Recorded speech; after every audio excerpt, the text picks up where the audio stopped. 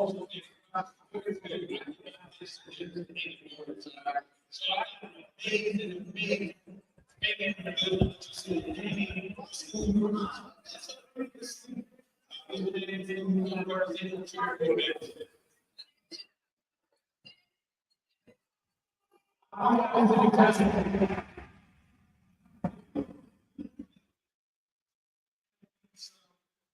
evening, everyone, and welcome. We are back here at the Gateway Center in College Park, Georgia, getting ready for. Pardon me, Drew? I was saying you're not on screen. I know. Oh, okay. Yeah. Okay. As we are here at the Gateway Arena in College Park, Georgia, for the SWAC 2025, the Starry 2025 SWAC basketball tournament, halftime. Presented by Buick. We are at halftime of the nightcap for the women's game, where Southern leads Mississippi Valley State by the score of 34-23. And those of you checking out the screen, we know that you recognize these two new faces that we have coming in with us here tonight. We will start with the lovely young lady, Miss Kelly. Black College Experience, correct? Yes. Bam, bam, boom. And, of course, that other guy over there, part of the Carlos Brown Show, Tall Man Productions in the building.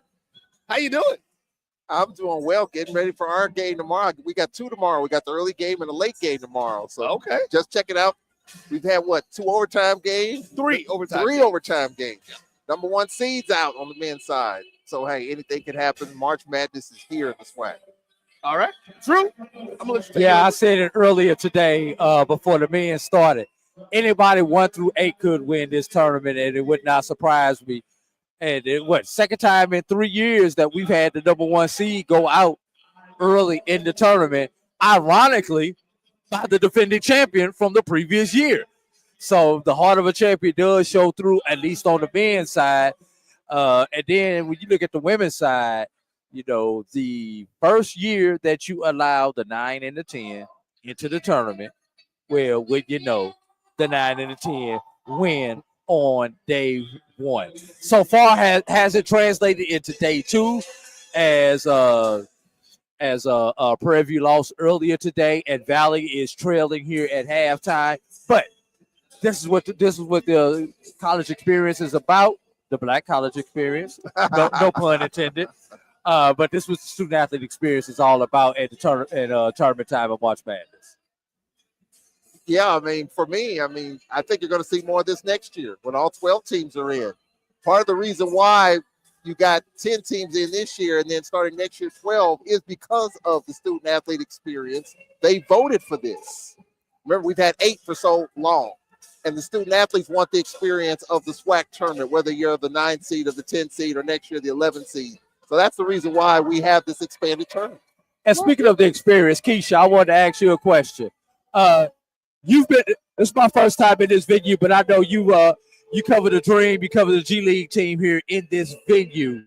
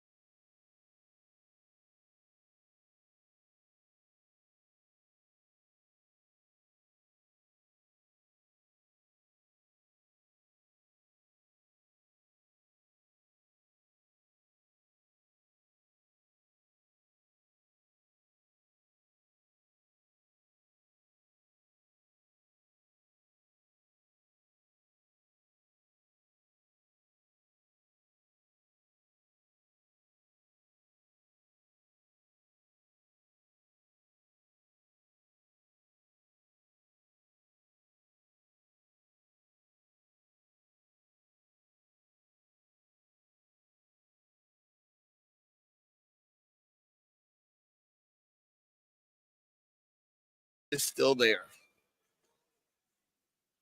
Are we back live? Yes. All right. Sorry about that. Technical difficulties. No, it wasn't. Somebody unplugged us. Okay, I wasn't gonna put it out there like that. Then we go back to my original question.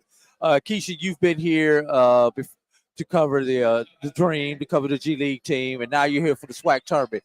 Just talk about this venue and some of the differences that you see here with the SWAC tournament versus when the professional teams are playing here. So of course, with the Atlanta Dream, it's always going to be a sellout. Covering the Skyhawks it's a smaller, a smaller crowd. But of course, like I said, with the Atlanta Dream, it's always going to be bigger. Also, with the volleyball team, Love ATL, they also draw a crowd about 4,000. So you're talking about crowded across the week. It's always a lot of people here. With the SWAC, it's actually a nice size, depending on how many people are playing. So it's actually a nice size crowd, and you got all of the different vendors around. So it's a lot of people that's actually here in the building. Yeah, I actually forgot the question, Drew. Help me out with that. I forgot the question. We had just went off there. Wait, but let's go take a quick break because I can't hear over the Charles, the question was, what do you think about the venue? How are we in the space in the venue? Oh, okay, the venue. Yeah, okay. So we've been in both situations. When it was at the Toyota Center in Houston, an NBA venue, you know how cavernous that was. UAB, we've been there for a few years. I thought it was okay. But right here, I think it's a really nice setup. I mean, if you get the crowds here, I think this place will be mostly full. Right. I mean, it's not going to take much, but I think that's what's needed. I think that's what the conference likes to see. A lot of people, kind of a full venue. So I like this. It's my first time here. I kind of like the setup. And Friday and Saturday are really going to be telltale signs of what it looks like when you get your crowds in here. Friday night, of course, people come out, and Saturday, you figure most of your fans are off work and they're coming in to get to it. Yeah. We have about 2 minutes, so we're going to do this one really quick. But we want to get both of your thoughts on the SWAC moving the tournament here to Atlanta and how that'll impact it. Let's go with you first, and then we'll come in. I think being here, I mean, we've had the Celebration Bowl here, BX SWAC Challenge in Atlanta.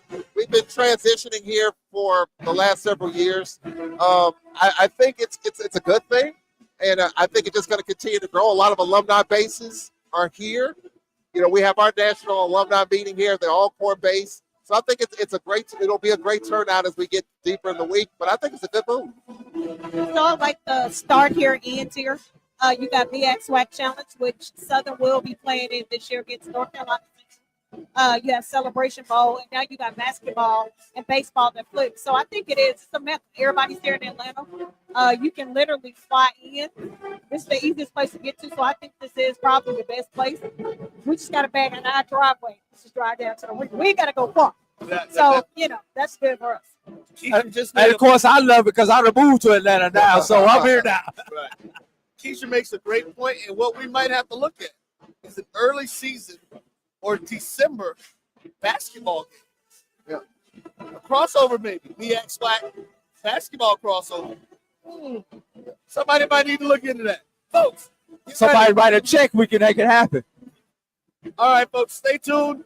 We're going to be getting ready for the next game. Again, our score 34-23. Commissioner Holloman, we hopefully will get a chance to talk to him a little bit later before he leaves tonight. But stay tuned. Make sure you get back up to ESPN Plus for the broadcast. We will be back at in between the two games, and we'll do that. We hope you guys have a great evening. Continue to stay around, and we will be back at the end of this game. Thank you.